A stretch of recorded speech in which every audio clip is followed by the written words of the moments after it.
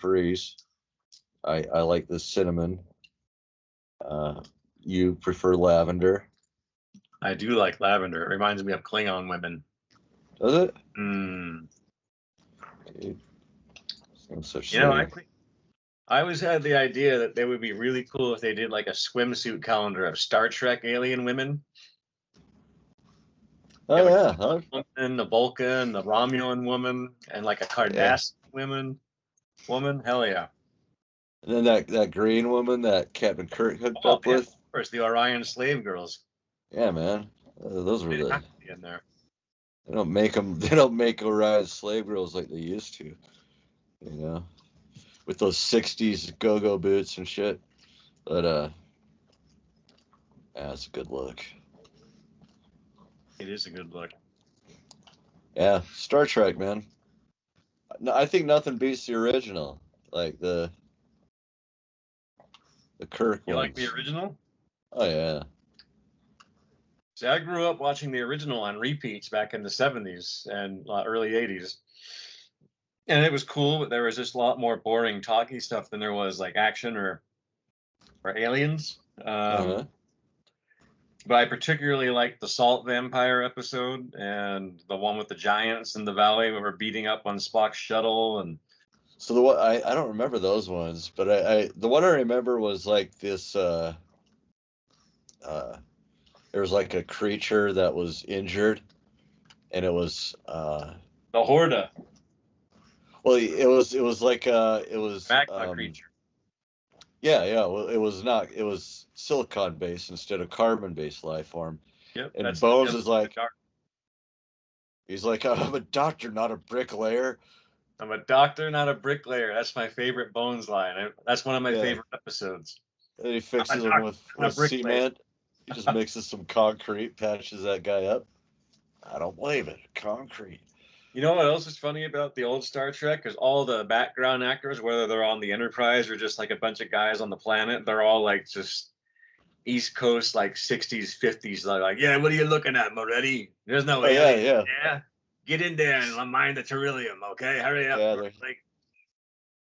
they're just a count away from breaking into a West Side Story dance number. Ito Morelli, Godfather of the Stars. Hey, you know what? I mean, they did some funny stuff on those early Star Trek. I'm surprised there wasn't a musical, like Star Trek the musical. Probably Has will. anybody done that? So I'll fucking do it. I'll write some songs for that shit. They're making so many new series, it's ridiculous. I can't keep up. I have started watching Picard, though. Have you watched that one? No. It's not bad so Star far. Trek the musical. It'd be like Bollywood, but Star Trek the musical. No, I have a. Here's a funny one: is there was a Star Trek award show like years ago on TV, and I taped it. And it was hosted by Ben Stiller. Oh yeah.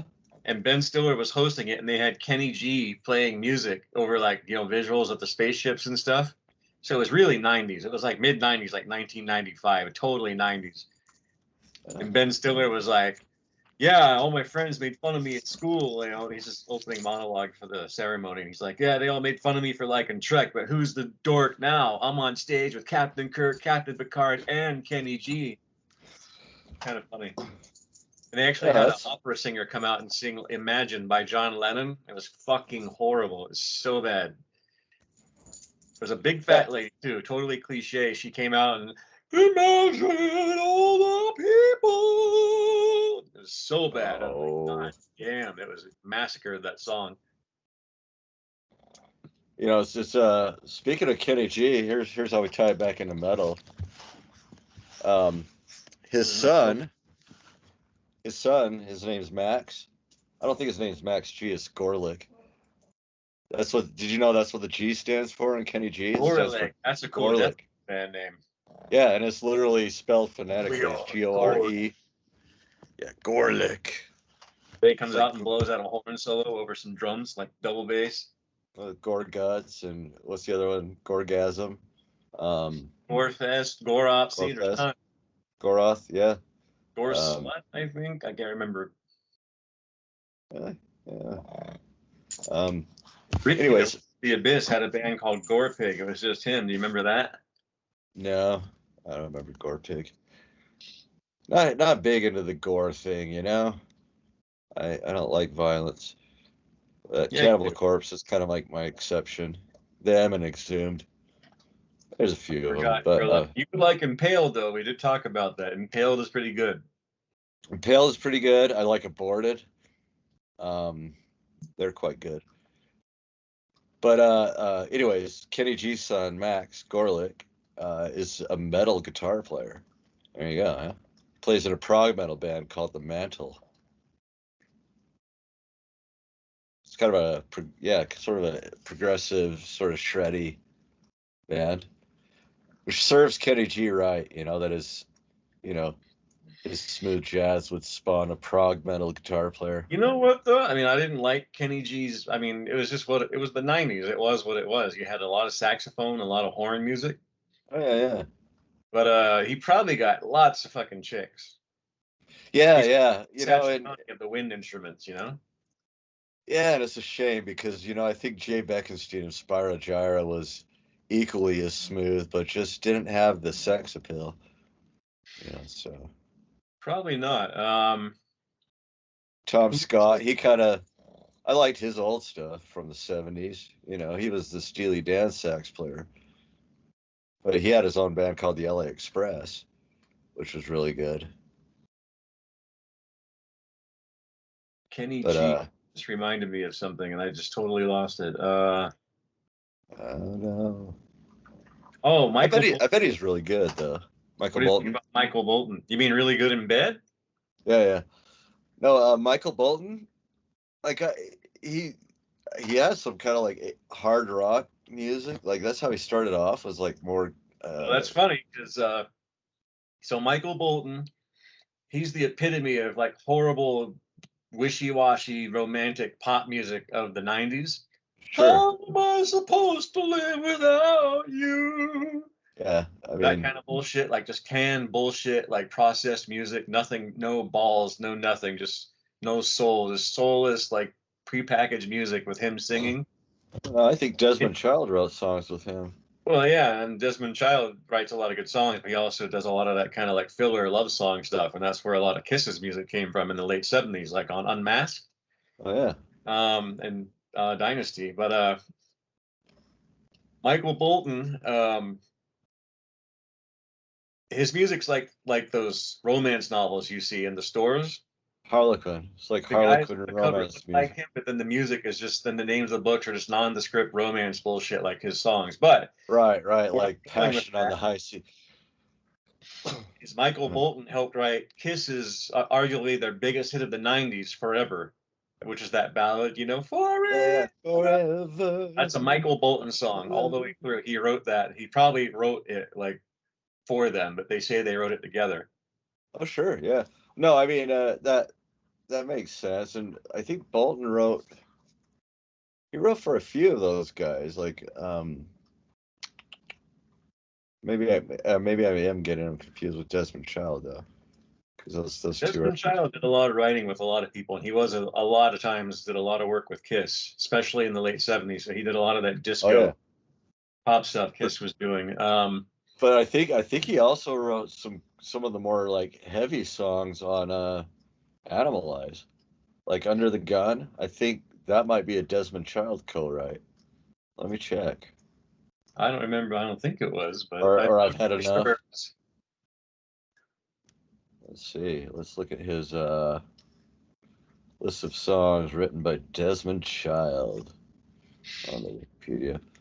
Okay, check this out. So like, let's make this episode. We'll do part of this episode as a Desmond Child, tribute. He's written like a bunch of songs for Aerosmith. So Dude Looks Like a Lady, he co-wrote that.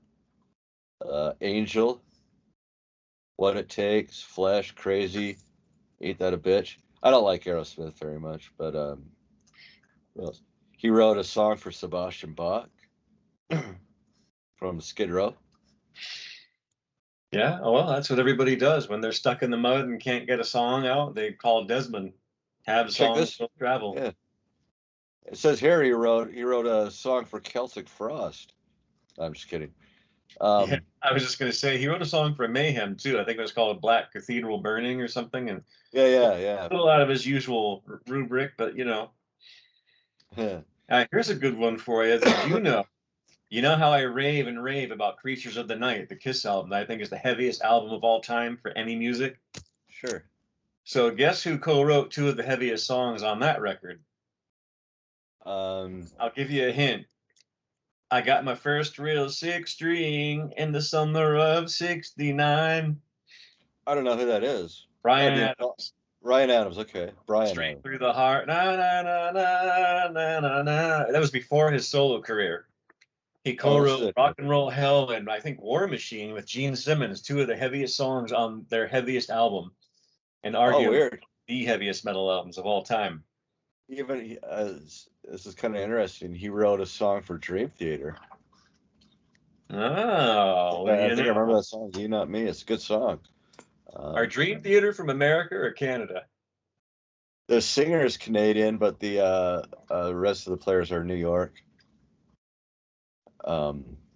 He wrote a song for Ace Frehley. James LaBrie is Canadian. Yeah. See, I knew I didn't like him. Why? You don't like Canadians? I'm just kidding. Okay, so here's it. I have this little loose. They have this little thing where they have this clique, where they love all Canadians no matter what. Another wrestling thing for you is there's wrestling good guys and bad guys.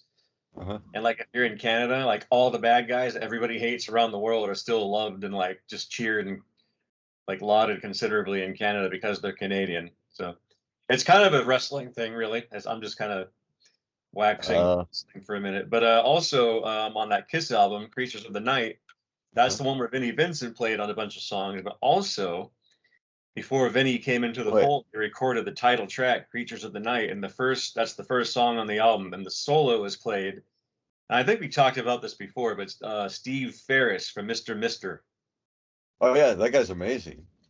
He was like a session guy, Steve Ferris. That song, here is the road. I'm like, what the fuck is that? That's just some new wave pop song, or not even new wave really. But check this out. So for Kiss, Desmond Child wrote "I've Had Enough," like the two heaviest songs off Animalize. "I've Had Enough" and "Under the Gun." And he also wrote "Heaven's on Fire." That's interesting. I probably knew that, but like I said, Animalize is not one of my go-to albums. Chris Jericho, the wrestler of the band Fozzy, who are the pretend metal band, he loves that era of Kiss better than any other because that's the first one he heard. Yeah. So here's a question for you. Have you heard Fozzy, and what do you think of them? I haven't heard Fozzy for some reason. Okay, it's a band that I can't get past the name. The name is is so just, and they might be great. I just can't. I don't know. They're just someone that's I'm just not interested. I don't know why. He is the bear that wears the hat from the Muppets. That's the only Fozzy there's ever going to be for me. So. Right, and I always think about that, or I always think it's they're trying to be close to Ozzy, but taking the piss almost. We're not Ozzy, we're Fozzy, Fosborn. It's fucking Ozzy, but short. Yeah, or whatever. And I'm like, it just doesn't do it for me. But man, dude, I'm like, Desmond Child must be a fucking billionaire, dude. I'm looking at he's written so many songs. And I don't even think this is a complete list because they don't have Southgang on here. Because he wrote a couple of songs. But he wrote a bunch for Rat. Here's a question for you. Is Desmond Child, okay, you get publishing rights and all of that, and you get royalties. How does that work when you have shit like Spotify? He can't be making any money because Spotify doesn't pay anyone jack. Because they're a fucking rip-off platform. I think someone like him probably does all right because he's got so much quantity. So even if he's only getting 0.001 cent per But you got to stream. think too, it's his music is under the names of other bands like Kiss and Aerosmith. So does he get any of Right. that? Yeah, How he much did he does. I mean, get back in the days of real royalties when people bought music? I don't know. I have So no I've been idea. thinking about this all the time because I just read the news that Earache Records acquired, I can't remember the name. It was some online like thing like Spotify, but it was like a publishing company or something. But Earache Records, the label that brought us Napalm Death, Carcass, all that, Sure. Morbid Angel, they are now ownership of some platform. It's like I think it's an app. I didn't really read. I kind of read it, and I was interested enough that I wanted to see if I could get Slaughterhouse Records to become a part of that because it Uh-huh. looked like they were like kind of hinting that they're going to actually like get your name out there like you're supposed to do on Spotify, but also make you some money, which I'm not doing on Spotify, and neither are any of my bands. So I was just wondering, like, if it's really worth it because, like we've talked about before, it just seems like just you can't make any money in music anymore unless you just play shows and sell CDs at your shows and charge a lot for tickets. Yeah, so let's see. I'm kind of looking it up, see if I can find out. See, blockchain, really. I'm just seeing if I can find out real quick what what you're talking about. Well, I have the email. They emailed me about it. Like I have to dig for it. It's like way down deep because I get a bunch of junk every day too. But let's see. It was like a streaming service, or was it a publishing company? I think it was both, but I'm pretty sure it was streaming. Let's see. Okay, here. I think it's right here. So, Earache Digital Distribution. Let's Eric see. It is our Digital development Distribution. space where you, your band, and us get to see how we fit together while you keep 100% of your copyrights and all your royalties. I thought Okay. it was something else where they had acquired the company. This one, this email is not saying, but oh, here it is. Tidal, like tidal wave, tidal. Oh, they acquire title? Yeah. It says, I got emails about it. I haven't really read it word for word, but it says Earache's title takeover, yada, yada, yada. Then the next email I got after that, which was about a month or so ago, is what I just read saying you can keep all your royalties. So that's why I was like, hot damn, I want to do that. Like, I know my bands are good because, like I told you before, I get reports from Spotify from Plastic Head. I know everybody's listening to my music. Nobody buys shit. So then again, I guess it's kind of the same thing. I mean, I don't really know how it works though with this earache thing. Is that what Tidal is? It's just another Spotify or? It is, yeah, and it was like I thought it was like a famous hip hop guy that started it, but I might be wrong. Well, it could be. I mean, Earache has shown they're not afraid to work with any kind of music, and they're actually arguably at the forefront of the rock revolution right now because they're putting out a lot of bands like Blackberry Smoke and what's that other band like Wagon Master or something? It's like a rock band. There's a lot of rock bands coming out that Earache is just pushing hard. Really? Like they're getting less and Oh, less. right. I think Rival Sons is one of Rival Sons, that's another one. Yeah. an Eric band. Yeah, I mean they're not really my thing, but I think I saw Rival Sons. Oh, I Well, could be this is the wrong. new wave I of want to rock. say I saw them open for Ted Nugent There's years ago. a lot of those bands coming up, and Earache's got a handful of them on their label. I can't remember the names of all, but I know Rival Sons and Black Mary Smoke are the two I know, and there's like a Wagon something or other band or something like Wagon something in their name, but they're also on Earache. And it's just regular rock. It looks like old school, like Yardbird, Zeppelin, just like Cream, just like good old Yeah, rock and roll. Like it's coming back finally. I like. Well, no, I actually like some of that stuff. Where it's just like it is just meat and potatoes, rock. It's good. It's just Well, it just seems like all these years, like decades, it's just like people just like no one listens to anything except for hip hop, R&B, pop. I'm just like, God damn, Arsenio got canceled in '93. Why is this shit still on the air? Fuck, come on.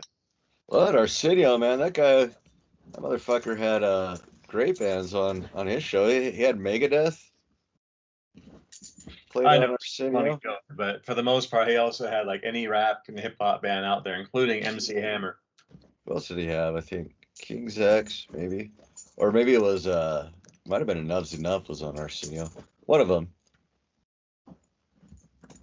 You know, I remember that Jim Carrey was on Arsenio, and I actually saw this episode when it aired, and he was talking about death metal.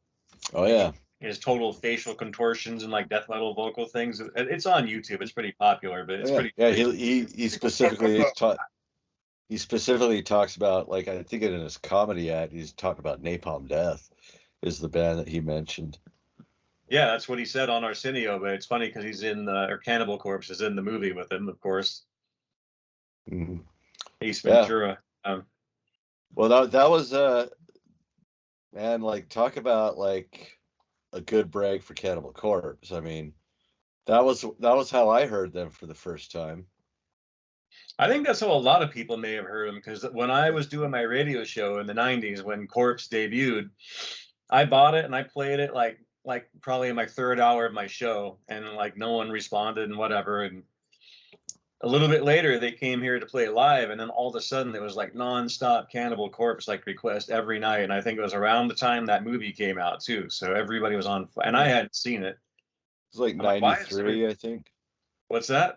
Like 1993 or 92 or 93, I think. It was somewhere around there. It was like early death metal, so it was before like the big Swedish thing, and like kind of before the American quote unquote death metal thing. Like really, they were one of the first. And they But weren't. it was such a good thing because, like, even as a metalhead, like I had heard of Cannibal Corpse before that movie and I'd seen the album covers, but I couldn't bring myself to like pull the trigger on any of it. It was just too like, ew, Well, I knew that I wasn't going to really love it because it was American and I didn't like the artwork and it was on Metal Blade. So I kind of, to me, I was like, it's probably going to be okay. It'll be like more thrashy, I bet. And I was right. It was more thrashy death metal to me compared to like, all the stuff I was already into from Europe.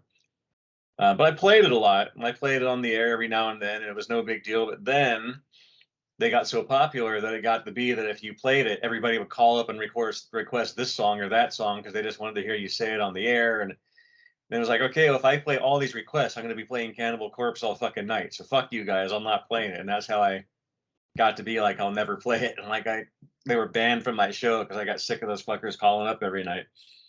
Oh. And then call a Cannibal chip on your shoulder, more like it. When you do a radio show, if you honor someone's request, like when I used to play Skinny Puppy in Ministry, if you play one song by either of those bands, people hear it and the phones go off the hook crazy, lighting up with phone calls. They all want to hear this by Skinny Puppy, that by Ministry, play this by Skinny Puppy, that by Ministry. It's just like nonstop. So if I played everything everyone wanted to hear, I'd be playing like all industrial. I'd be like a Wax Trax radio show instead of. That's not the band's fault. You don't take it out on the band. Well, I'm not. I didn't take it out on Cannibal Corpse at first, but then after a couple albums, I was like, all right, this just sounds the same. I'm not that into it. And so I wasn't taking it out on the band. I was taking it out on the fans who listen to my show. Like I said, I did a lot of stuff back like that back in the day. But when Tomb of the Mutilated came out, I played it all the way through. I told everybody, I said, okay, it's out. I know you're expecting me to play it. Here it is all the way through. If you're going to tape it, whatever the fuck. This is it. I'm not playing it after this. And so I did it. And you got to think, too, is there were like 3 other radio shows at that time that were metal that played all that stuff, too. Mm-hmm. So I figured Brian Crowder, Dave Dyer, and like Les, they can all play that stuff all they want because that's kind of all they know for death metal. Meanwhile, I'm the guy doing like the extreme underground shit that's hard to find and like demo tapes I got right from the bands and black metal, which no one else played. So, and I played a lot of Godflesh and industrial like that, like the heavy industrial. So, I think we balanced it out all pretty good. Yeah. Although I was kind of a dick back then to some people, but that was kind of what my following expected of me. I think it was one of those shows where I first heard Sinister. I thought they were really good. Yeah, they're your kind of band. Mm-hmm. Have you heard the song "Embodiment of Chaos" by Sinister? Probably. It has this really weird like riff at the beginning, and it kind of fades off, and it comes back on again. Then it fades off, and the band comes on like it's called "Embodiment of Chaos." It's a really good song. Really unusual guitar work on it. Yeah, I mean it's just one of those bands. Like I remember, it was very, very early in my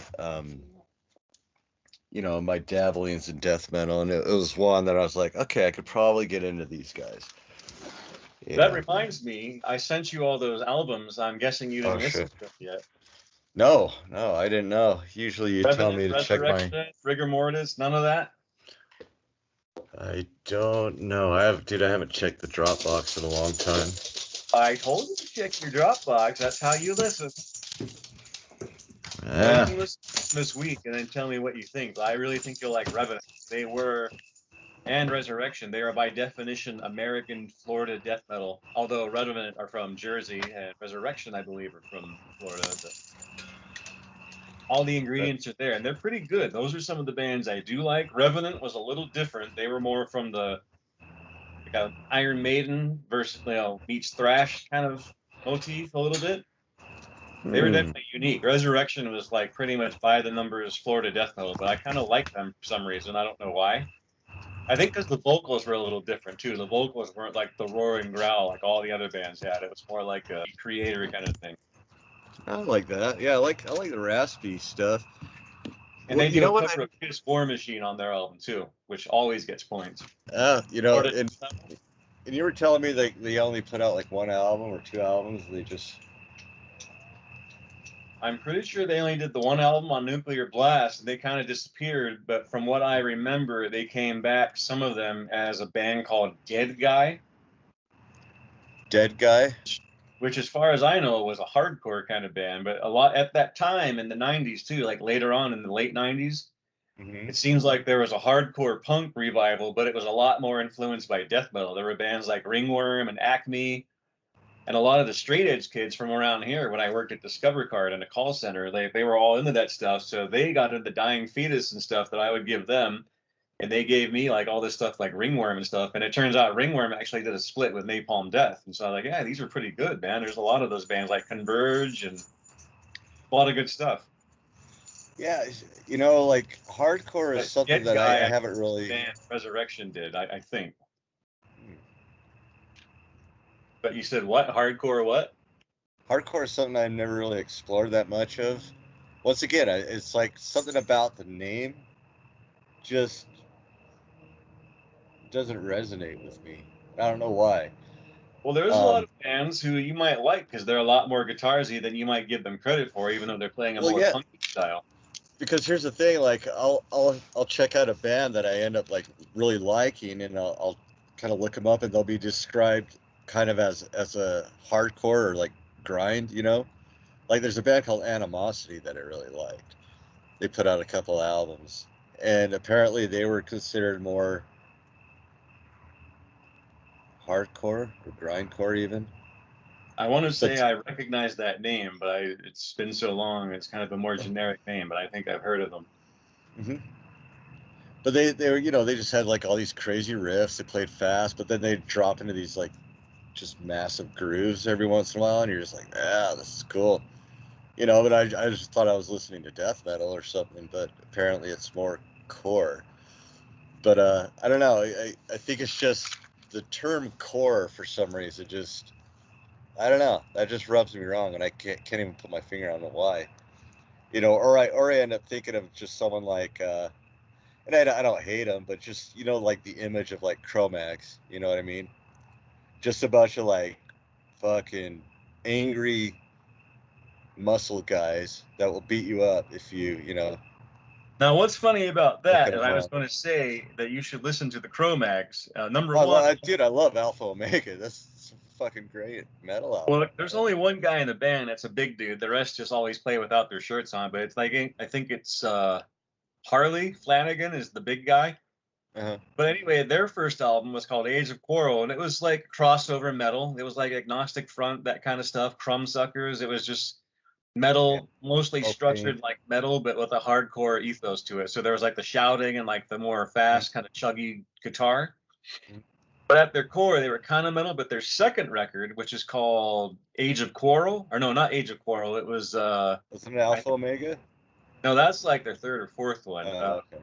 Well, here's where I'm going with this. Is the second one? I can't remember. I think maybe it's called Best Wishes or something. I can't remember. It's got like an Indian deity on the front, like a lion-headed deity ripping apart some guy. It's like an old Indian painting. Anyway, That album is pure metal all the way through, and like most of it's got like the hardcore kind of vocal, but not like the shouts. It's more like a It's melodic more kind like, of like is it more like rapping? Because Alpha Omega has almost no more of no like no a rap, rap. no rap. Mm. This album, it was like metal music, but with like a oh, like a hardcore kind of vocal, like the lighter side of it. But there's a song called "The Only One" on that album, and we were listening to it. My friend George bought it. We put it on in the car, and we're like, "What the fuck is this? This is the Cro-Mags?"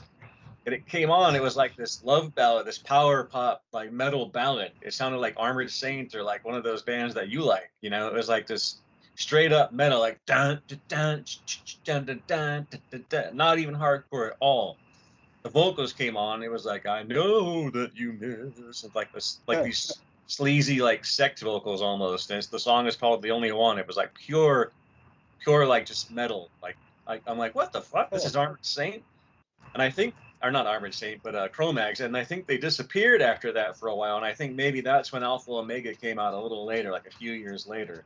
And like they were all Hare Krishna, I think, at that point. Or Yeah, I mean, I know, like it may have been Harley Flanagan. I know he like served some time or whatever, and became like a vegan, and like really into like health and stuff like that afterwards. I could be wrong. well, he was the bodybuilder guy in the band. I'm pretty sure that was Yeah, him. but you know, it's funny because Annihilator was sort of like that. You remember them, right? Yeah, I never They're liked that. they're still around. I think they're a great thrash band. But they'd always have like this incredibly melodic, heartfelt ballad on almost every one of their albums. You know, that could have been written by like Desmond Child for all we knew. But I always thought that was interesting about them. You know, they were this kind of thrash band, but they'd always have like a phoenix rising. You know, like this epic I think maybe they ballad. were supposed to be a glam band, but they like came into it so late that thrash was the thing, and they adapted to be thrash, but they still showed their roots once in a while. There are a Which is couple of fine. bands like that, like Flotsam and Jetsam. Like I never liked Flotsam and Jetsam. To me, they were more of like a glammy kind of band, and I hated those kind of vocals. I'm like, no, not in thrash. Sorry. My only thing with Flotsam is I don't know, they didn't really have uh, nothing really grabbed me from them. You know, they're another band that there's nothing wrong with. Like I could never find anything wrong with them, but just other than that, you know, something about it never grabbed me. You know, and Well, that's same one of the here. things That's that's why I why always and that's why like I'm always constantly thinking about it. It's like, okay, why are there bands like Metallica that? is at fault for a lot of that because Metallica chose Jason Newsted from that band as their replacement for Cliff. So I bought the record thinking, okay, it's going to be some cool thrash.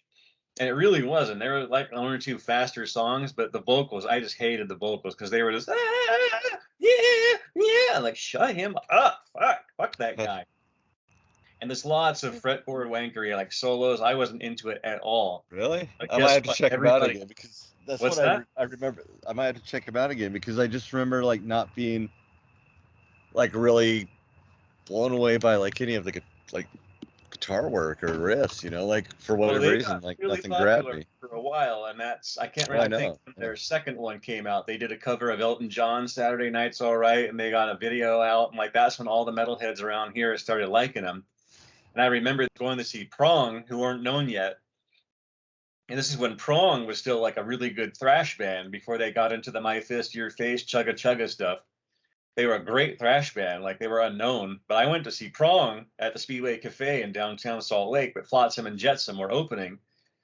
And all these guys are like giving me a high five that I don't even know, walking up to me in the parking lot. Yeah, bro, Flotsam and Jetsam. And me and my friend George were like, fuck Flotsam and Jetsam. We're here to see Prong. Fuck that band. And everybody like what kind of walked away from us and like, yeah, fuck you posers. You know?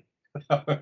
Well, we'll put Flotsam and Jetson on the band, you know, on the list of bands that'll never talk to us, alongside Immolation, If you're listening, Annihilator, this is Medley Challenge featuring Cannibal Mark Corpse. Hansen, who likes everything I hate and hates everything I like, and Jay Archerina, the Master Butcher, who hates everything. Who I'm else? just saying, you Who know, else? Who else? Did we burn the bridge to this is the thing. suffocation? Again, Probably. Again, with American bands, they're so focused Every on American guitars. death and thrash band that we pretty much burned every bridge for. Okay. Americans are so focused on guitar work and vocals that the rest of the stuff just doesn't come into play with them. For me, it's the European style that's heavy on drums, bass, and deep vocals and stuff that makes metal, thrash, and death metal, even regular heavy So metal, the only good. band we could talk to is Entombed, but that's before they wrote Wolverine Blues. So Well, yeah, I miss them. if I kind of Entombed miss them. from the past comes and talks to us, maybe we could interview them if we get that time machine working. Hey, am I supposed to like everything? I didn't bash the band. Really? I said I didn't really like their music. I'm making fun of their fans. You're All putting right. words in my mouth. Now you're going to get me in trouble with You all these things. specifically said fuck Flotsam. I said that I was quoting myself at that earlier time in my life because we were at that show. Oh yeah. You're a metalhead. You say fuck this Look at you, not about Mr. any band just to piss people Back off. pedal. I've said fuck Ozzy before, and I don't have a problem with Ozzy. He is what he is. I like some of his stuff. I don't hate him, but I like him as a friend. my point is like when people like fixate on, and that's why Americans are so dumb sometimes. I'll put Americans on the list. Sorry, there I go again. I'm gonna have to move to fucking Canada. Oh nope, they hate me in Canada. Shit, where am I gonna go? You're gonna have to live in Kuwait or something. Oh yeah. They'll take you in. Well, Prong was a really good band back then, but that's my point. Is Americans fixated on the flashy guitar and vocal stuff, and I didn't really like Flotsam anyway. But Did we? there's another band. What's that? I don't think Americans fixate on shit. They fixate on whatever's cool at the time. I mean, Well, because So maybe there was kind a time when flashy guitar playing was cool, but then along came Kurt Cobain, and all of a sudden it's like, oh man, guitar player's too clean, man. We need some sloppy guitar playing and shit. And it depends on who tells you to like it too. And there was a band called Heretic. Okay, it sounds cool, and it had a sticker on the front. It was on Metal Blades. They haven't always put out great stuff, but they're mostly pretty decent stuff, like Slayer and whatever. Okay, so I pick it up. The sticker on the front says, "I really like when they do Riding with the Angels," by quotes from James Hetfield of Metallica. So I'm like, oh, James Hetfield, maybe it's a thrash album because they only like punk and thrash, right? Mm-hmm. So I look at the back of the album, and it's like, I think it was 3 Hawaiian guys wearing glam makeup and done up hair and like a blonde haired guy. So I'm like, okay, well, this doesn't look like it's going to be good, but the song titles look cool. And they weren't wearing makeup so much, but they had a little bit, but it looked like Queensryche from Rage for Order. They looked like really done up, but not glam,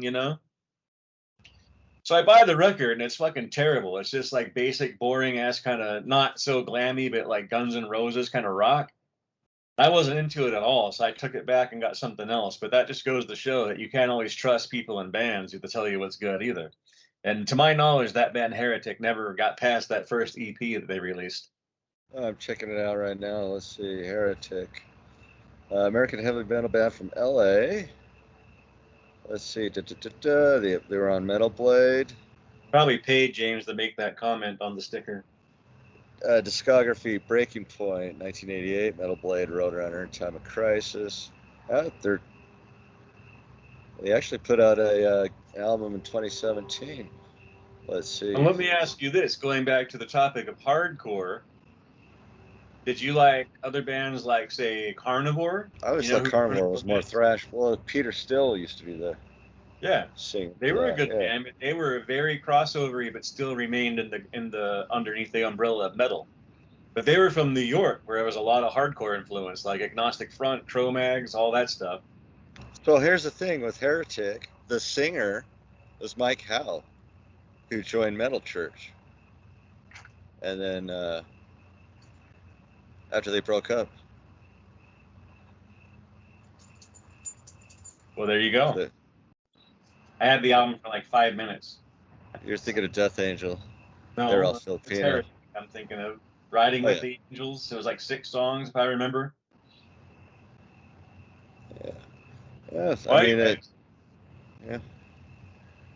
All right. So you don't like much of Carnivore?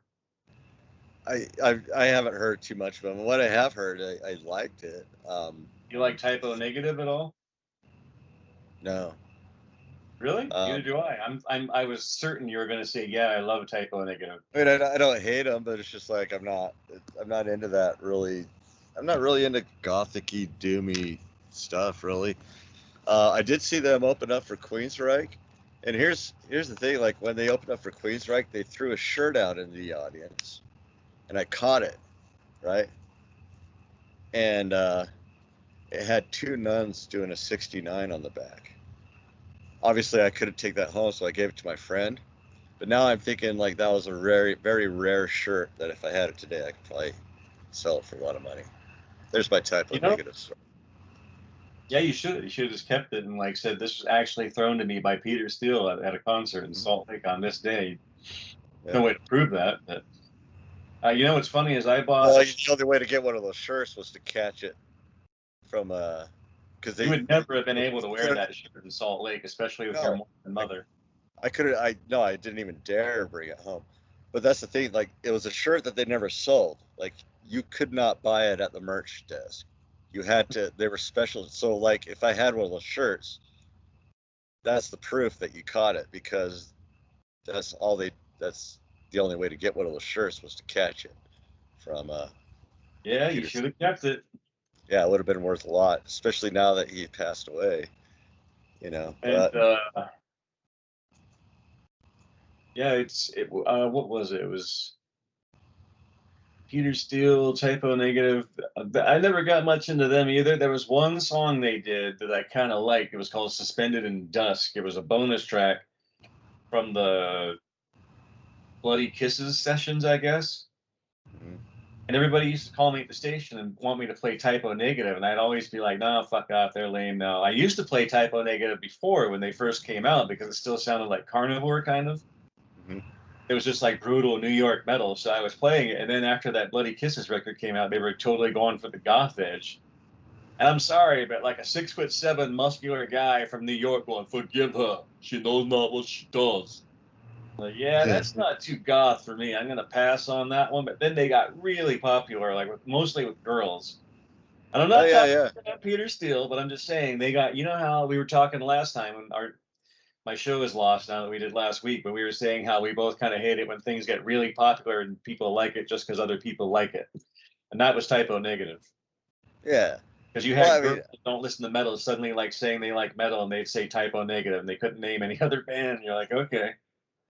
Yeah, I mean, it doesn't bother me too much when people, because like I think the reason you started talking about that was because of the Stranger Things, right? Everybody's like getting into Metallica because of Stranger Things. Oh yeah. See, I have not talked. You know, and it's that whole concept of like gatekeepers. You know, like what does that mean? I'm seeing that term all over.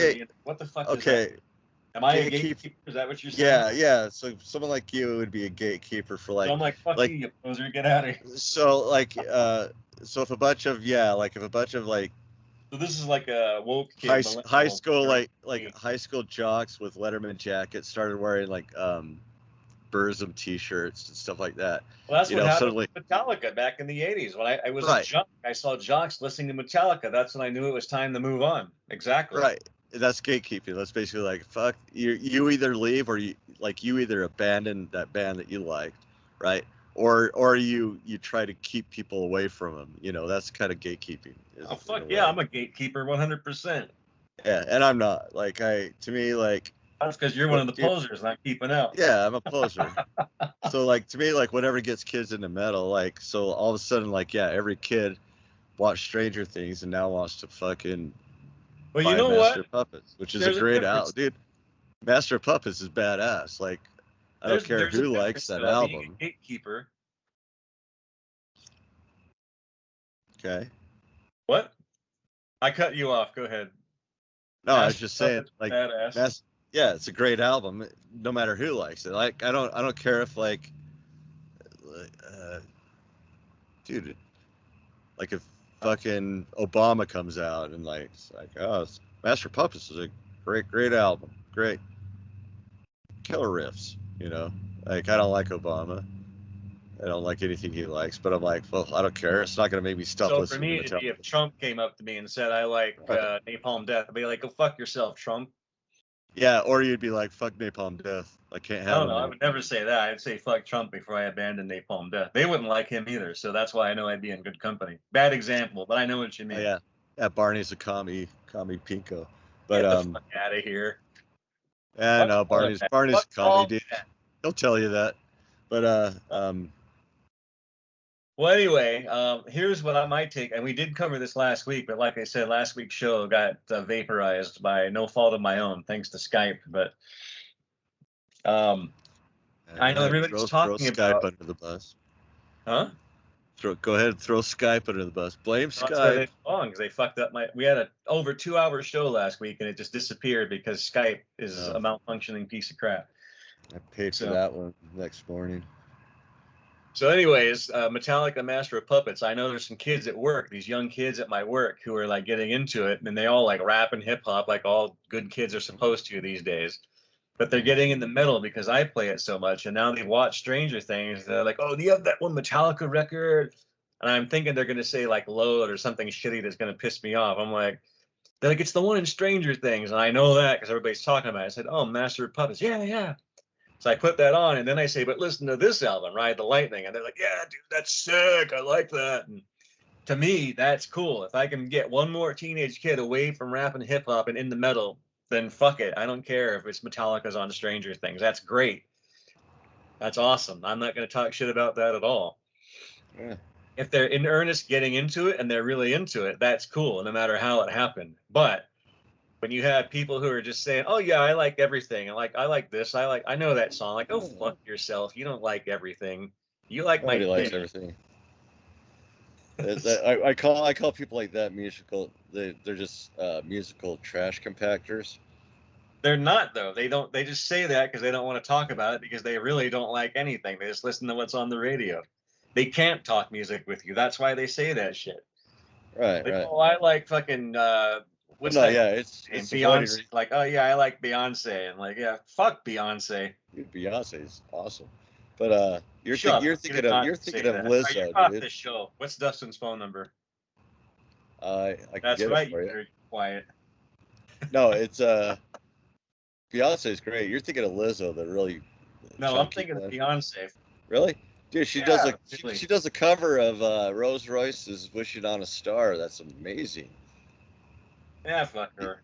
You got to understand, I like R&B. I don't. I hate it. I think it's great. Oh, And then you probably had Kanye, sure. like As a up his person, up she shit might be on like Grand. really awful. Kanye's all right. No, he's not. Oh, you sure changed my mind. Yeah, I know I did.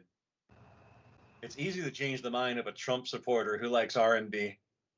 Oh, it Like, isn't. hey, drink bleach. It'll make you feel better. Oh, really? Yeah, yep. He totally said that too, huh? He did. Of course. That's why I Yeah, said man. that. By Totally the way, said anyone that. listening, He don't drink. said to inject sunlight, right? But like ultraviolet light, right? And told you to drink bleach and then horse paste. Everybody's eating horse paste and dying. It's crazy, huh? And then there's a fucking windmill outside my room right now trying to give me cancer. I got to shut my window. Hang on a second. Totally. Okay, there we go. Yeah. Yeah, that all happened for real. So anyway, Fine people on both sides, even. now look. So actually, what we were talking about last week, we also talked about books, like metal books. We're not going to go too far into rehashing all of that, but we talked about. I got to meet you at some point to let you read the Tom Warrior book because I think you would really enjoy it, and it does cover expansively the Cold Lake sessions. Tom Warrior's book, Are You Morbid? And he's a very humble kind of guy, full of humility, and you read in that book, he talks about how he's not really thinking he's deserving of all these like accolades people are putting on him for Celtic Frost and Hellhammer. Uh-huh. But then he learns little by little, like that he indeed is that person, whether he wants to be or not. And then he's a really nice guy, but I forgot why we brought that up. We were talking about this metal books last week, and we brought up John Zazula's book, and I forget who else we talked about, like Bruce Dickinson's and all the Kiss books, of course. We had Brian Slagel. Yeah, I have not read Brian Slagel's. Do you have that book? I have it on like Kindle. Ah, you motherfucker. Get a real book. What is this digital downloading shit? You sold all your CDs and look what you got. Nothing. Yep. If your computer takes a shit, what do you got? Nothing. There you go. I'll finally have to Find like all my Glam CDs that I hate, if I have any, and I'm going to give them to you to get you started up again. Oh yeah, man. I don't have any of those. Sorry. Yeah. Well. Now and then I was trying to think of like, I have this one metal book. I don't even know if it would be called a metal book. Metal book. Venom. It's a well, like, and I actually don't like this so much, but like because of my job, like, you know, I work 10 hours and nobody talks to me or anything, but I'll listen to audiobooks quite a bit. I see. But I got this one called I'm bringing it up now. When the uncertainty principle goes to 11, right? Oops. I don't want to. What is that? It's okay. So it's basically a quantum physics book. So, because I'm like kind of interested in science and quantum physics and astronomy, that kind of shit. And it's this physicist, this astrophysicist or theoretical physicist. You know, he's talking about, you know, physics and quantum mechanics, that kind of thing, and relating it to metal, you know, heavy metal. And I'm finding it really not that great because all it is like black hole singularities are crazy, like Slayer, and that's kind of it, you know. It'd be like, you know, when you smash two particles together at light speed, it's totally crazy, like Metallica. You're like, he's just kind of like throwing band references in there, but still just kind of like dry science stuff. But every once in a while, he'll just like, particles move around, just like a mosh pit at Wacken. Like, oh, okay. He's trying to relate.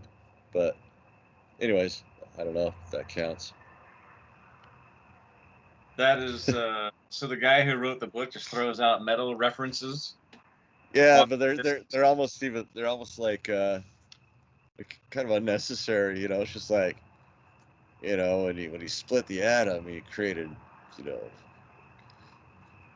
you know, like when antimatter and matter meet, they annihilate each other. Like Annihilator, the band. Get it? What? Just like, I don't know. It's like, yeah. I'd probably enjoy the book just as much without any metal references because they're just they seem a little. It just seems a little awkwardly like you're just kind of trying to force them into it in certain ways. But yeah, sometimes it works, but other times it just kind of like, oh, you're trying. Bless your heart. You know, I'm looking on BNR metal pages, and like I've looked up a few death metal bands like Mortification and Sinister and just a few others, and they just have albums and albums out that we've never even heard of up to just recently, like 2020 or so. And it just goes to prove my point that in Europe you can be a metalhead and like make money at this, or at least do something enough to put records out continuously, and someone will do it for you. And here, it's like, no, Slayer is going to get back together. Oh, okay. We'll go see that. Ozzy and Post Malone. Fuck yeah. Isn't it Mortification? They're an American band, aren't they? Christian. Oh, they're from Australia. Christian death metal, Mortification. You would think they'd be from here being Christian, but they're Australian. All three members of the band. Yeah. But anyways, talking of the books, I think you need to read Are You Morbid, the Calm Warrior book, and then there's also a bigger, like coffee table sized book about Hellhammer, where he tells the stories of just all the shit they did when they were kids, and like how they got the band together, and how he confronted Kronos of Venom with his tape of Hellhammer, and said Hellhammer's coming to crush Venom or something like that. And it's pretty good read. Yeah, I definitely would check that one out. I mean, would you read a paper book, or is that asking too much, Mr. Digital? No, I fucking read paper. Dude, I got I do have paper books that I'm reading all the time. Well, Cat in the Hat doesn't count, dude. Come on. I started reading Green Eggs in the Ham. no, the Three Body Problem. The what? It's called the three body problem. You got 3 bodies you need to get rid of? Oh, it's the Three Body Problem. It's by a guy named, this Chinese guy, I think, Liu Cixin. So you're into all the weird existential books then, huh? No, it's just sci-fi. Like it's like a I've just barely started it, but it's a sci-fi kind of first contact kind of book, you know, fiction? aliens. Pardon? Is it fiction? Science fiction. So I like science fiction. But it's fiction. It's not like an actual book about. No, yeah, no, it's not. Yeah, it's not like if like it's not like a theoretical book or anything like that. It's an actual science fiction story. I was gonna say I have a couple of books that you might, if you like that kind of stuff. I've got some books you might like Robert Anton Wilson. It's like about acid use and drug use and the mental traveling to the stars and magic and all of that stuff. Yeah, that sounds interesting. I like that stuff. I don't like fantasy so much, but I do love Conan books.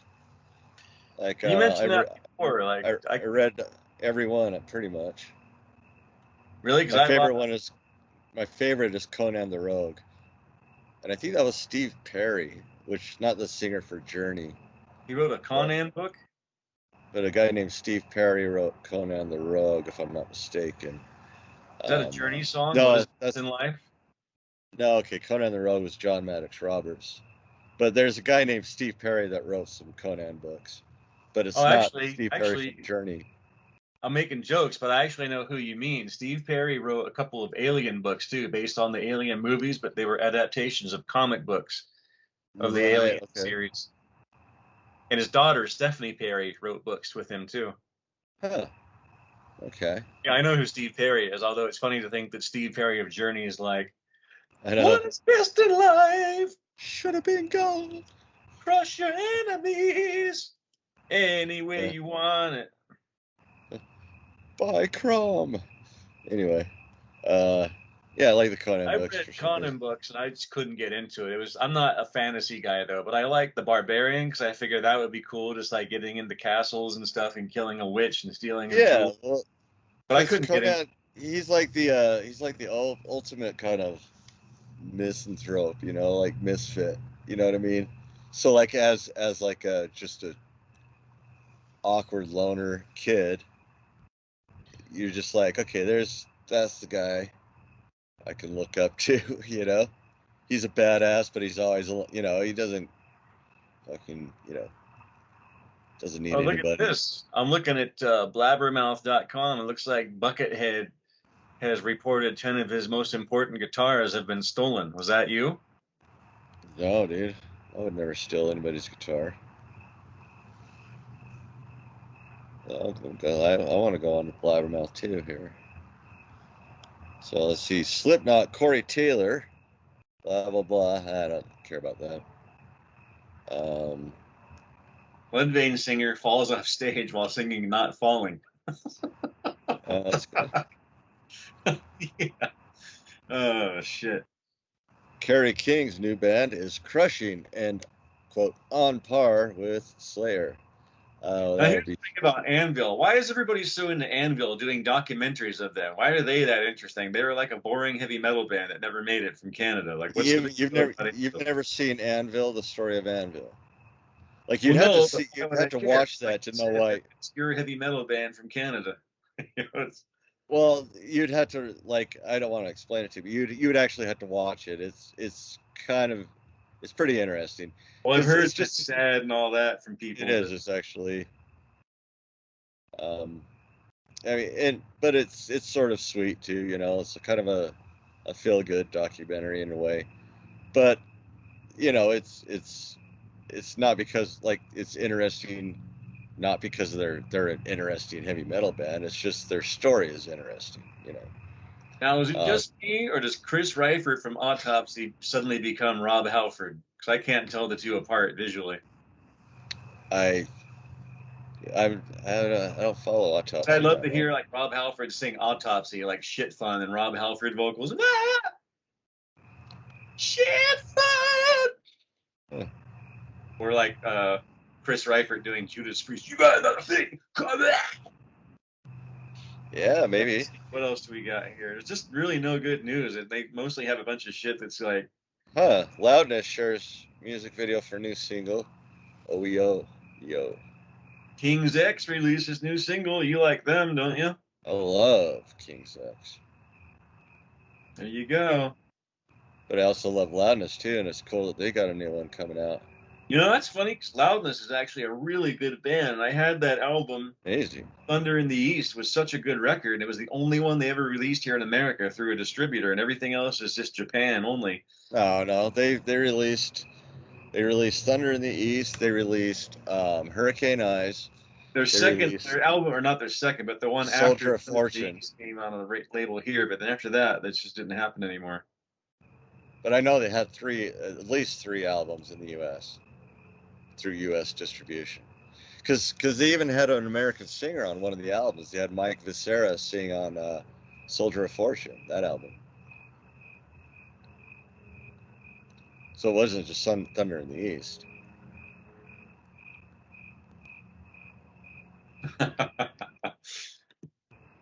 There's a picture of Bob Halford standing in front of a cactus, so I guess you were right. He does live in Arizona. You didn't know that? Well, no, we talked about it a number of times, so yeah, kind of. But I remember I told you the story that Mike Kimball, my friend from here, like saw him in a bar with a guy on one arm and a girl on the other arm, and I didn't believe it for the longest time. And then it came out officially that he was gay, and I was like, shit, I guess you were right, Mike. Oh yeah, dude, I knew he was gay when I was in third grade. There was already those rumors going around. I swear to God, dude. You know what's funny is in the video for Don't Go, it's like one of the 3 videos from Point of Entry. Mm-hmm. It's like this ballad. Like, why did they make a video for that? Like, that's not going to sell albums. That's just a stupid song. But it shows Rob singing.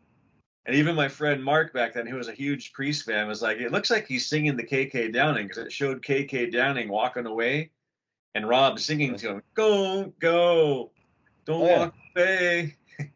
I was like, yeah.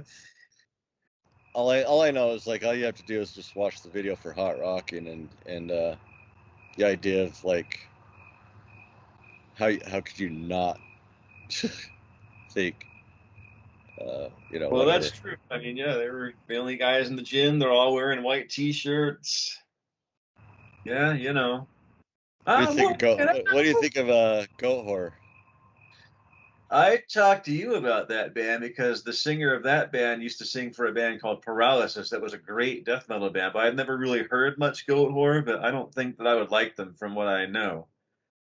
I mean, not that I'm going to hate them or anything, but I mean, it sounds like it's one of those bands like those more popular metal bands that everybody's into. I'm like, I already know this based on people who I know that like it. I'm not going to really be into it, but haven't heard it, to be honest.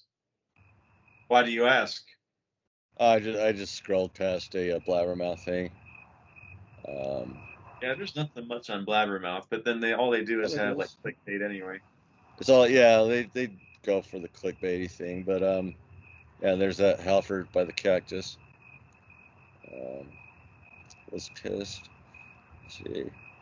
So what do you think about Ted Nugent? Because there's a couple of things about Ted Nugent. It's all political in here. Like, what do you think of? I know you like his music, and I like Ted Nugent's music too. Sure. And this is another thing we went off on last week. Is like, I'm not. No, I think Ted Nugent. I don't think we would have thrash metal without Ted Nugent. I wouldn't say that. Why do you say that? Because he was doing thrash like style riffs in the early '70s. Like there's a thrash picking technique where it's like kind of this triplet gallop. You know what I'm talking about? That sort of like Nugent kind of he's the one that sort of really normalized that style of picking. And if you hear like some of the riffs like from like the song Great White Buffalo, That really chunky palm muted triplet riffs is like completely like thrash metal is Ted Nugent and Motorhead, and then just dialed up a little bit. But I don't think thrash metal would be what it is today without Ted Nugent, and people will fucking kill me for that.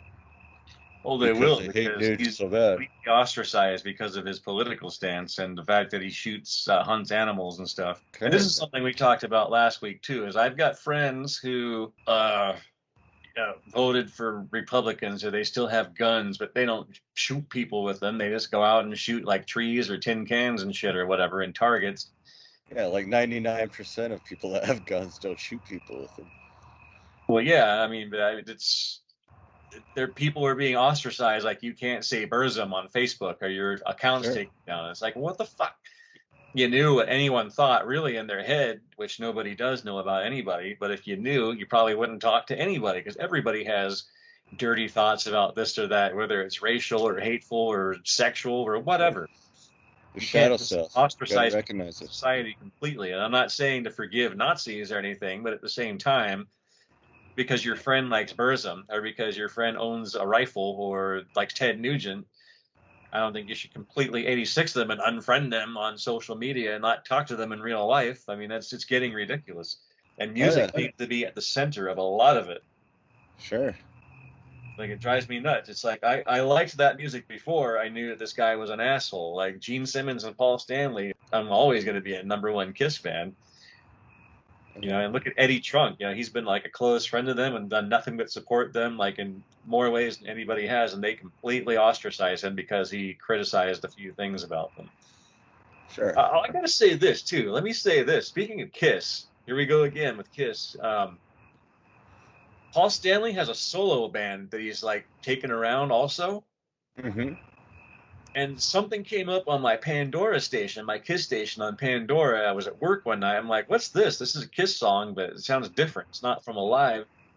So it's Paul Stanley. And I'm like, I thought his voice was shot, because all the stuff I've heard and all the comments I've heard is that it's just wretched and terrible and he's just fighting a losing battle. But this didn't sound that bad, unless it was, maybe it was done up. I guess it could be. It could be just done up like electronically, I guess. I didn't think of it like that. Was it live? Good. Was it live or was it It was live. It was like it was just Paul Stanley. That was the artist name. So like his band live playing whatever the fuck. Well, I think, you know, one, I mean, I'm sure his voice isn't as strong as it used to be, but that's the thing. It's that blabbermouth thing where it's like, okay, they get like 3 or 4 minute recording of Paul Stanley, you know, on like the third leg of their last tours after, you know, 100 shows. I mean, and he's in his 70s. Like, yeah. And then they're going to be like, oh, this is shitty. I'm like, motherfucker's been going at this hard for, you know, years, but also, you know, recently. Like, it's the same things happening to like David Coverdale, David Lee Roth, you know, like, yeah, they lose it a little bit, but I don't know, it's still them. And I think, you know, in certain situations, I bet, like, so if Paul Stanley's got like his solo band, it's probably live. He is probably a club show or something.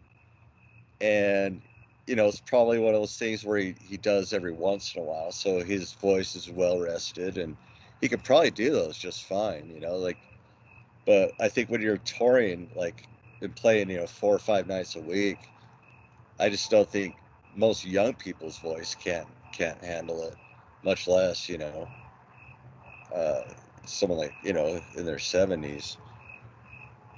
So well, yeah, I think it's unfair to like go after, you know, Paul Stanley or anybody really for having a bad night. Well, I don't know. That's the thing, though, is he's not just having the bad night. And this is Eddie Trunk, a lot of it reporting, too, is it's just show after show, people like reporting that it's just his voice is just in tatters. Yeah. And I remember buying the newest Kiss album, at one of their 2 new ones, Sonic Boom. Yeah.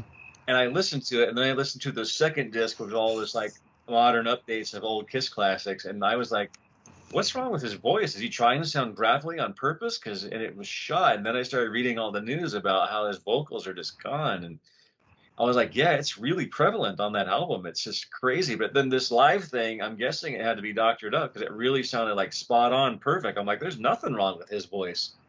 But I guess that's part of the critique too, like by Eddie Trunk, is that they're playing with vocal tracks too. Or Gene's also there. Other people are singing too to lift up his vocals. So I don't know. No, Could I be mean, that.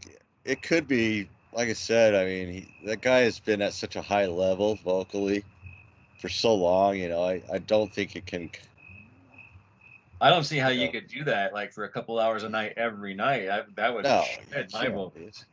Yeah, yeah, and we're not even that old, you know, and it would, yeah, it would just completely, like, so I don't know, like, but you know, it wasn't too long ago that he did that Phantom of the Opera, and apparently he nailed it every night, you know, so the guy can sing, dude, and he takes care of himself. I just I don't think it's realistic to do that many back-to-back shows and have it hold out, you know. So Speaking of which, here's more blabbermouth. Pearl Jam cancels first Amsterdam concert over Eddie Vedder's vocal issues. yeah, Not that I care about that. Here's another one. I was gonna say Cro-Mags. like he kind of sucked anyways. Like I don't think it Yeah, mattered. fuck Pearl Jam. Cro-Mags, something in here. He blasts his former bandmates like that. The big guy, Harley, like didn't have anything nice to say about his former bandmates. He was respected during his stay at Rikers Island. Okay. Yeah, that's not much news here. Stephen Piercy's in a Dollar Loan Center commercial. Oh God. I saw that one. Oh wow, look at this. You know what's funny is I was just thinking about this tonight when I got home from work. It just popped into my head. Andy McCoy says he never got an apology from Vince Neil for the drunk driving car crash he perpetrated that killed the drummer of his band, Yeah, Hanoi Rocks. The drummer being Nicholas Dingley, Razzle. Razzle. Yeah, that was an interview by like actually one of my favorite podcasts, which is Waste Some Time with Jason Green. Um, he's been interviewing every member of Hanoi Rocks over the past few weeks. And I've never been a big Hanoi Rocks fan, but I still think their story is interesting. You know, they're pretty interesting characters for sure. It was I was thinking about it because I was thinking about nuclear assault. They have a song called Butt Fuck, which is Yeah. not about sex. It's metaphorical because the song is about how one of them, I don't know if they got in trouble, but maybe they did, hence why maybe the song happened, but drunk driving incident where they may have been like in some deep shit, but then they were talking about how it was a butt fuck situation, quote unquote, because Vince Neil killed somebody in a car crash and because he was drunk and he didn't really get in trouble. So Yeah. that's what that song is about. If you have the Nuclear Assault album, The Plague, it's a EP, 6-song EP. It's called The Plague. It's the last song on side one. I'll check it out. I liked Something Wicked.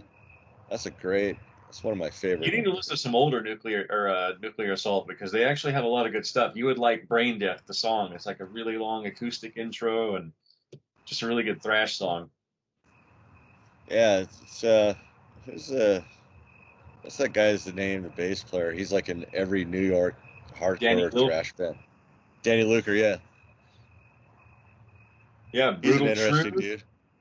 Yeah. Brutal Truth, The Ravenous, Extra Hot Sauce. We talked about that a while ago.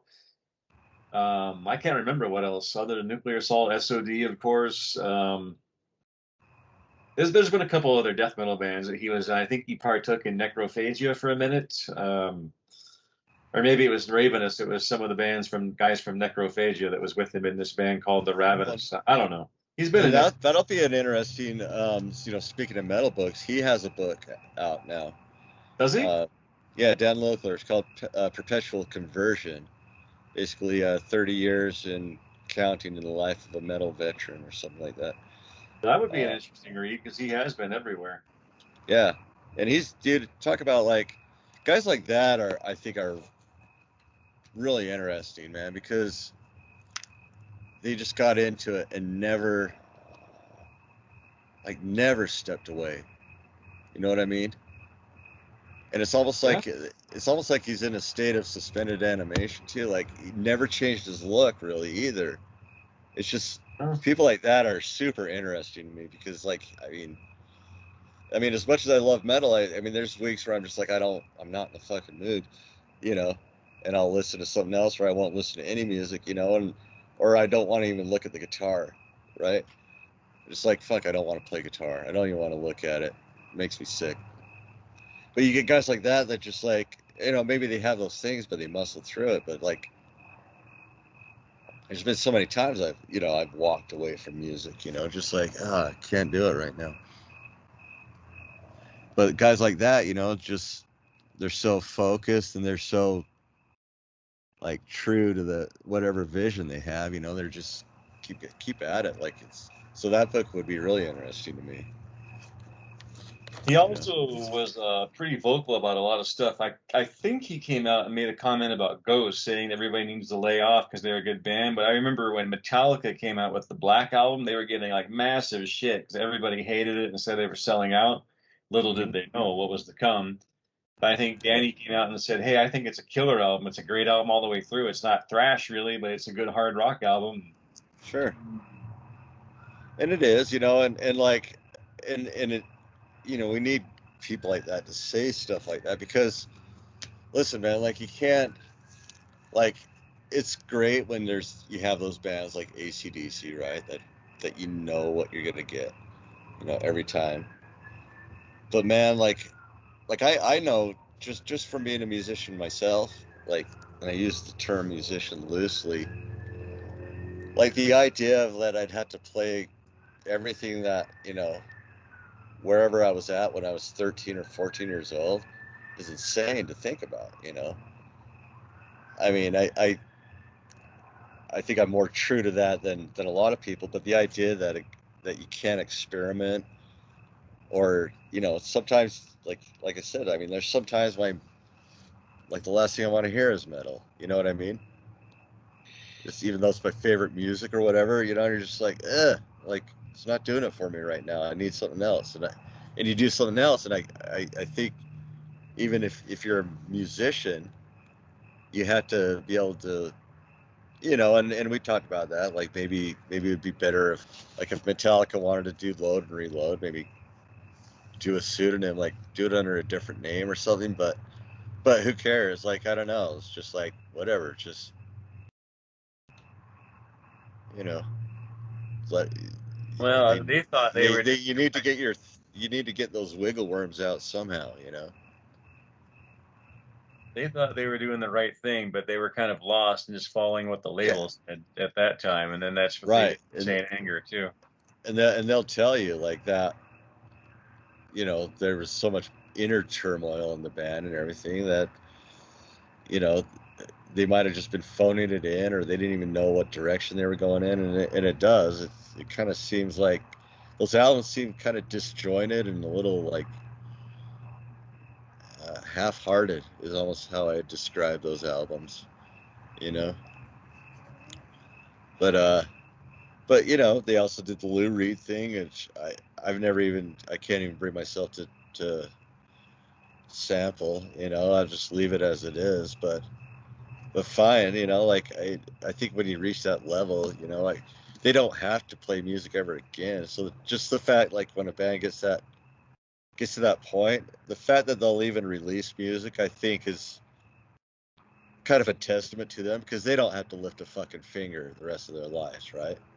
They can cash out at any time, and they won't have to worry about income or anything like that. So at this point, you know, the fact that they'll still release music is kind of a big deal. You know, I don't even know if I'd have that in me. Like if I didn't have to work at anything, If who that's all knows? you did for a living was write music and that was your job and you made good money at it, I'm pretty sure that you would probably find it hard to like come up with something new or innovative after a while and you do something Sure. kind of freaky or fruity and you think it was cool. Because sometimes it's hard to step out of the box and look at what you're doing, like in anything in life. Like you don't realize you've gotten fat. You don't realize you've gotten too thin. You don't realize that something like I don't know, whatever, like bad habits, like you're eating too many donuts or whatever. Same thing with bands. It's like, oh, like we've been writing these albums for a while. Like, why don't we do something like a real banger, like our first record again? So Yeah. other people never notice it. I don't know. Hard to say, but I think a lot of people, I mean, especially if you were into Metallica from day one, I mean, I could see how that, like, would kind of really be a letdown, you know what I mean? And I think some people even took it personally, almost like it was an affront to them. They just don't, I don't know, like I said, like nobody knows what's going on in anybody's head, really. Like, so. Land Justice for All came out, and I realized Cliff had died, and they were in a morose spot in their lives. But I didn't really like that album too much. But like, also I, that was a turning point because I was getting into heavier stuff. hmm But it was also at that point that other people that weren't into metal, like you said earlier, like jocks, and literally in the '80s, I know jocks that were Sure. into Metallica, and they would talk to me about it like they were somebody's boyfriend that I worked with at the department store I worked at when I was a kid. And she'd be like, "Oh yeah, he likes Metallica." So I go out to meet this guy like after work one night with her in the parking lot. She's like, "Yeah, you like Metallica?" He's like, "Yeah, bro." And he's like, puts on the new album, of course, and Justice for All. I'm like, "What do you like, old Metallica?" He's like, "What do you mean? This is their first album?" I'm like, "No, motherfucker, they got like 3 albums before this. Come on." So there's that, and then you just start mentioning other thrash like Slayer and all that, and like, no, no. And some people like something like Slayer is just too much for them. Like say Slayer of that era, like Rain and Blood, or even South of Heaven. So needless to say, like thrash, there's no way. But it's funny because in Europe, bands like Entombed are on a TV variety show. Like it was kind of the equivalent of Johnny Carson here, and they came on and played Left Hand Pat. So I'm like, Sure. okay, now why can't we have that here? Why is this so bad? But We doesn't that can't. kind of like, but wouldn't that kind of piss you off though? Like if Well, all of yes a and no, but sudden, I guess what like I'm saying is, like if Jimmy Kimmel like has, all right, and now we got Morbid Angel. that Uh, would actually be interesting if it happened. But yeah, there's a funny story is, did you ever watch David Letterman very much? The old David Letterman show? oh yeah, he had Megadeth on. He had He had Motorhead on one night. And it was funny Motorhead. because you know how Paul Schaefer and his band usually play with the band that's on, the musical guest? Uh-huh. Motorhead comes on and they just start just like jamming, and like the guys start playing and they just stop. It was on live TV. You're like, Paul Schaefer is just like looking at them like, what the Yeah, they're fuck like, well, is we don't this? know. The guys Yeah, just we stop. can't work with that. It was Ted so Nugent. funny. There's some pretty good Ted Nugent episodes with David Letterman. He's hilarious. I think I might have seen one of those, but I remember the That's why I love Motorhead Ted. Like I David like was Ted. over.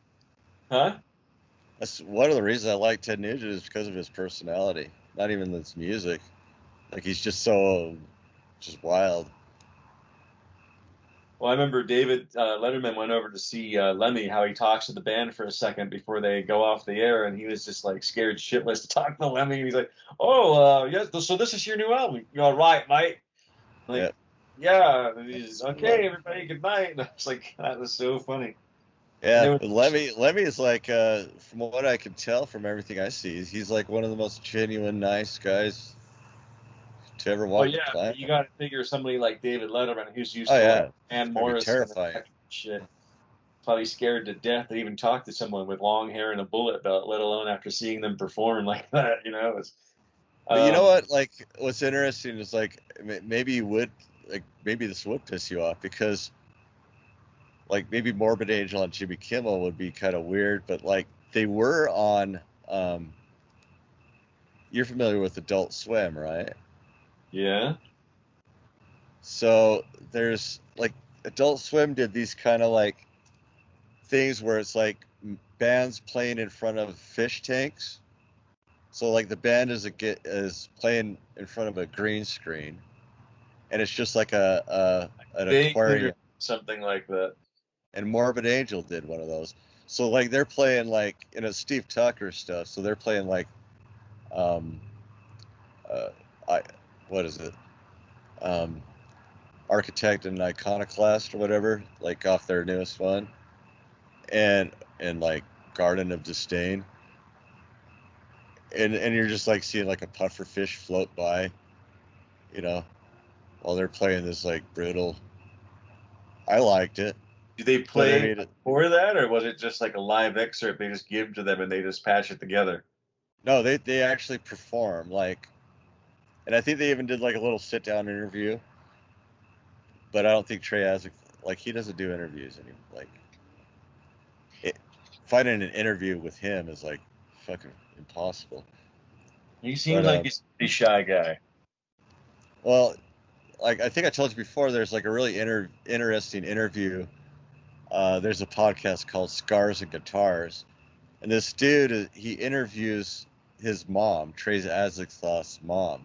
She's pretty active, like she just like didn't hold back on anything. You know, she's not she's very unhappy with David Vincent, for going off with I Am Morbid, but you know she's obviously very protective of her son. But she said so. Trey Azagthoth has I Well, guess what's he he's supposed to do? It's like it was his band too, and they've shunned it or something because of an I album they know, all did together.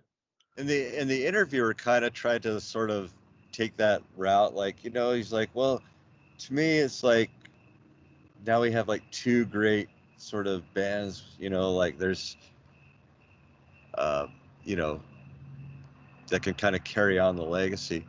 But you know, but she also mentions that like Trey Azagthoth has like Asperger's, like he's pretty far into the spectrum on it, you know. So he's very just awkward, like an awkward kid. But it kind of explains a lot, like how he comes up with his stuff, because it's just so out there, you know. It's so weird. His riffs, like nobody plays like him. But she seems like a really sweet lady. She loves Pete, you know, um, Well, of course, Pete's Sandoval. a good Christian boy now. Well, she loved him before that, you know, like you know, he just said he was a sweet kid, you know, and would spend, you know, they'd stay the night over. Like she really, I think she kind of had like this sort of motherly, like almost nurturing thing for the whole band, you know. She kind of took them in. You know what's really funny is one of my favorite shows is Buck Rogers in the 25th Century, the show from 1980. Uh-huh. They had, you remember with the little robot, beady beady, that guy? BDB. I know you Hey, know what I'm talking about. hey, Buck. Anyway, there's an BDB. episode where there's a bad guy named Mallory Pantera. That's his name in the show. That's Mallory. What's But that? he's played by this actor named Bert Rosario. He's got dark, wavy, curly hair and these really strong, angular features, and he looks just like Pete Stop, Sandoval. man. I'm getting Has hard this, right now. huh? Getting hard. Tell me more about this guy with his sharp features, You'll his have to Google it. muscular Google body, Bert Rosario, Buck the, Rogers, but he looks the like Pete glistening Sandoval. And sweat. He looks like Pete Sandoval. yeah, but I'm saying he's got this really strong, like dark skin, kind of dark, wavy hair resemblance to both Pete God and damn. Ray. He looks like both of them together. You should Google a picture of Bert Rosario, Bert, Bert Rosario, Buck Rogers. I'll do that. Yeah, I'll do that. So I can whack off tonight. I'm sure you will, you sick buck. Oh, You you know, yeah, scary that hunter you think nobody can see you in. dude, that early Morbid Angel, man, they were all kind of hot. You know, even Trey Azagthoth sort of had like a very square jaw, dark and mysterious. You know, and then you had almost like the David Lee Roth of death metal and David Vincent. And yeah, man, sexy motherfuckers. What was the Morbid Angel K album? K album. Formulas, then Gateways. What was letter K? Because I remember J was some live thing. Kingdom. That was the last one. It was Kingdoms of Disdain. Oh, it is. That's right. What's the J one then? It was like a live thing, wasn't it? J. And like the E album was European Madness. And the L, that's why the reason why I'm bringing this up is because the L album, I got that. It was a bonus CD that came with, I think, Formulas Fatal to the Flesh. There was a little bonus CD in a cardboard slipcase called Love of Lava, and it was like 80 1-minute tracks, and it was just Trey like shredding. There's no drums, no vocals, nothing. The whole CD is just Trey like just going crazy, playing all this crazy shit on his guitar. I should have kept that. I got rid of it, but I'm like, God damn it! Why do I keep this? Like, yeah, dude. You never know though. You just don't know what's going to be. You know, something collectors. There is no J. There is. It's a live album. I'm pretty sure it's like J, like Juggernaut or something. Oh, or it's like, Juvenalia. Yeah, that's it. That's what is that? Just live? Yeah, it's a live album. What are they gonna do when it gets to Q? That'd be awesome. Do you think they will? That's a good question, man. Queer for Satan? I don't know. I don't know. But it is interesting, like, because I mean, obviously that's what they're going for. If I was, I don't know what label they're on anymore, but if I were their label, I'd sign them to whatever's left of the alphabet, their contract, you know. But yeah, hefty contract, but like, it'd be really cool. I hope. What's going to be Z End? Dude, Zeeblebrox. I don't know, like, Beelzebub. It'll just be Z-Bub. No, it'll be cool. Like, it'd probably be something like, they'd probably call it Zero because it'd be their last album they ever make. It's just like a countdown almost. I don't know. I hope they do that. I hope they finish the alphabet. Or their last album is QRSTUEWXYZ. Yeah, they could do that too, or XYZ could be the last album. Oh yeah, a tribute to the glam band, right? Yeah. They're great, dude. Yeah, you would love that. Hey, I actually have a YouTube video of me playing through Inside Out by XYZ. It's one of my favorite songs ever. You should Google. There's a Vinnie Vincent guitar instructional video on YouTube. It's just him shredding too, teaching you how to play. You ever seen those? You should Google Mark Hansen XYZ Inside Out, so you can see me play it. Oh man! And then I do a playthrough of Is This Love, the guitar solo, or Is This Love? Whitesnake. Whitesnake, yeah. Oh, John Sykes is loving you, buddy. And then I do David Lee Roth, A Little Ain't Enough. That was a hard one. And then a couple other ones, I don't know. Can't remember. But I don't know what my YouTube channel is. Maybe it is. Is it my name? I don't know. Is it? Let's see. Yeah, so if you type in Mark Hansen XYZ, it'll be the first thing that comes up. Mark Hansen XYZ. Yeah, I'm at the college. Oh God, there he is. There I am, dude. Look at that. Do you talk? Let's see. No, I don't fucking talk. Play guitar, dude. Oh,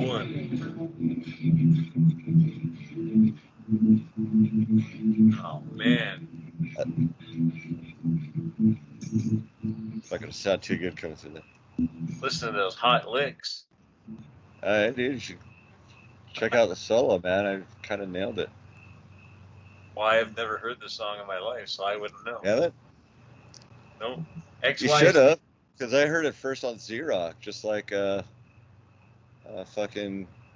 Well, I'll give you an insight. Venom. When I listened to Z-Rock, I only listened on Sunday nights to hear the thrash show. Well. This is the same studio where you interviewed me that one time? Yeah, it's just upstairs.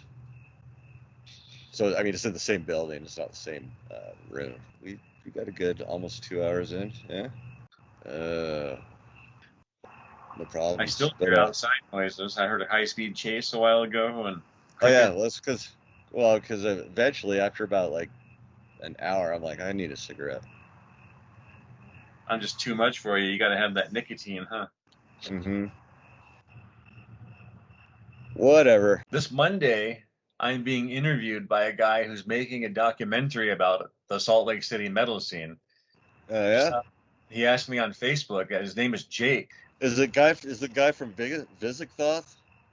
No, not that Jake. Oh, okay. They're a good band. They're Metal Blade. Brian Slagel talks about them quite a bit well, not quite a bit, but like a bit in his book, because he was just really excited to sign this band from Salt Lake called Visigoth. Yeah, so he's a fan. They're a good band though. Cool kids. That's funny, because Jake, their singer, that Jake, his name is. Wow, what the fuck is his last name? I'm friends with him on Facebook, but it's like Jake. It's been so long since I've even talked to him. I forgot his last name. Well, anyways, that Jake is the guitarist on the first Winterlore album on my record label, and he also played the flute and the mouth harp on that, and he kind of really pushed the band to do a lot better than what they were doing. Yeah. Oh, that guy's like he's the real deal, man. Jake. What the fuck is his last name? I cannot remember his last name for the life of me. He's like one of my kids that hung out at the Abyss. I know. I'm trying to find out too. Jake Anderson? No, it's something normal like that, but I can't remember what it is. I cannot remember it. That's Jake Rogers. Rogers, yeah, I was gonna say Roberts, but that's Jake the Snake Roberts. Jake Rogers. Oh, that's cool. He's also a bartender at the Aces High Saloon. He's a good kid. That's a good bar actually too. That Aces High, right across from the school. Yeah, I've heard they do a lot of metal shows. Yeah, they got it. Well, it's cool. I mean, they got a big mural of "Screaming for Vengeance" on the wall, and I saw Exhumed. Like the last concert I went to was Exhumed, and they were there. So it's a good show.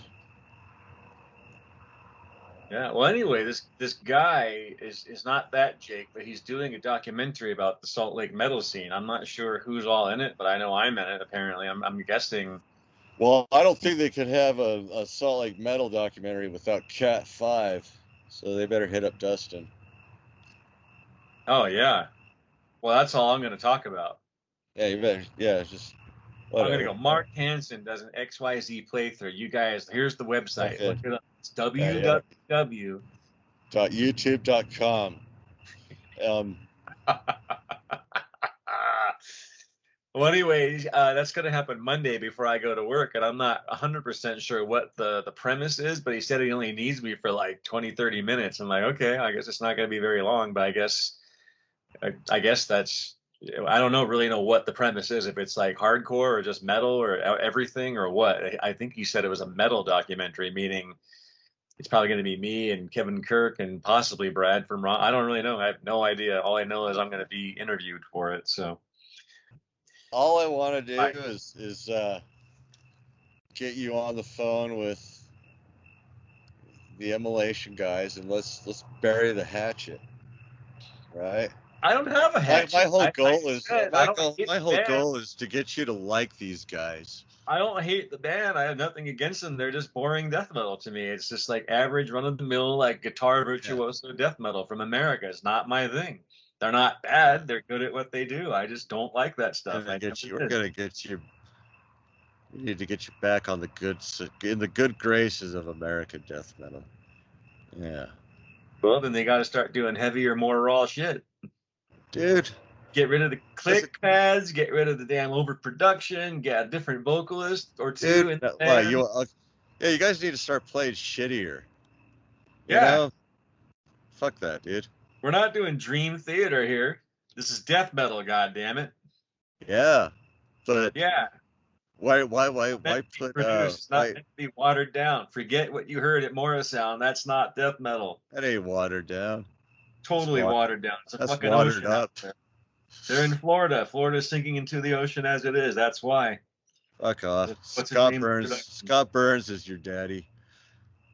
Scott Burns is nothing. He's in my dungeon right now begging for release. Dude, Scott Burns, he owns you.